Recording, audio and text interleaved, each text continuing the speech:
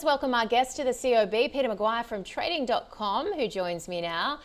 Pete, great to see you. I wanted to get your thoughts on the slide that we saw in the Aussie when that unemployment rate ticked up. Absolutely, Juliet, and good afternoon. Happy Thursday. Here we are. It came off a little bit of hot steam. It's down around about, 0.5%. And I think that really just shook the market a little bit. And as it says there, it just dived from that nearly 65.14, 65.13 sort of number.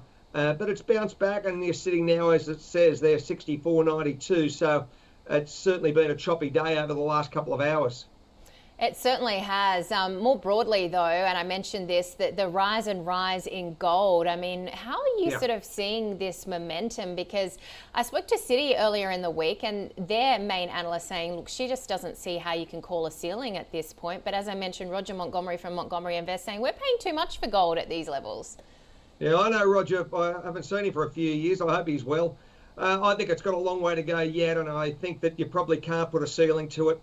The overall momentum has just been awesome when you're thinking about where we are with platinum and palladium and, of course, with silver. So the gold market, I think 4,500 to 5,000 has got to be on everyone's radar. And 4,500, the way it's going at the moment, it might be there by month's end, Juliet, as far as US dollar. And you've got that 42, 45 on the deck futures. So if we to see something wash out from it, I'm not saying it won't happen, but, at the moment we're extremely bullish, and I'm on the other side because I travel a fair bit and see the world. As far as retail participation, you've only got to see what's happening as far as Middle East and, of course, across Asia and the likes of India and Europe. So, they'll be lining up out of ABC bullion, all right, because I think once you get the big part of the market engaged, there's a lot more appetite now. Yeah, and is that, and that is another point that Roger did make. Is that sort of the FOMO trade driving it as well? If you see a queue, you join a queue? I saw Costco, and that was really very much a part of the retail sector in the States. They were buying, and this has been for the last 6 to 12 months. So I think the world's ahead of Australia. And I feel as though that fear of missing out, to some extent, but there's a large appetite and people are saying, what is going on with the fiat currencies? Where are we? We've got a very, very strong global stock market and there's something not quite right. So this is where I think people are looking at alternatives and they're seeing gold, and that's the storyline, and you can't argue against it because the appetite has just been awesome. And speaking of the strong stock market, I mentioned today at one point we were at a record intraday high. We've got global markets at or near highs. Does that worry you that there's a bubble that's meant to be burst, or are we just riding the wave at the moment? Well, I think we're riding a wave. When you're looking at Japan, it'll be punching through 50,000 soon. As far as the Nikkei, you've got the Dow, and you've only got to look and see what happens as far as the Nasdaq. It's, what is it, 22,600, and you've got an S&P approaching that 6,680 sort of number.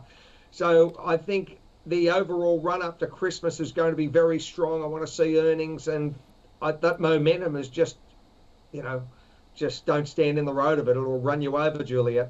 Indeed. And what are you looking at when we focus in on US-China trade tension? Yuan option traders sort of bracing for this to last into 2026. But what are some of the technicals or assets you're looking at?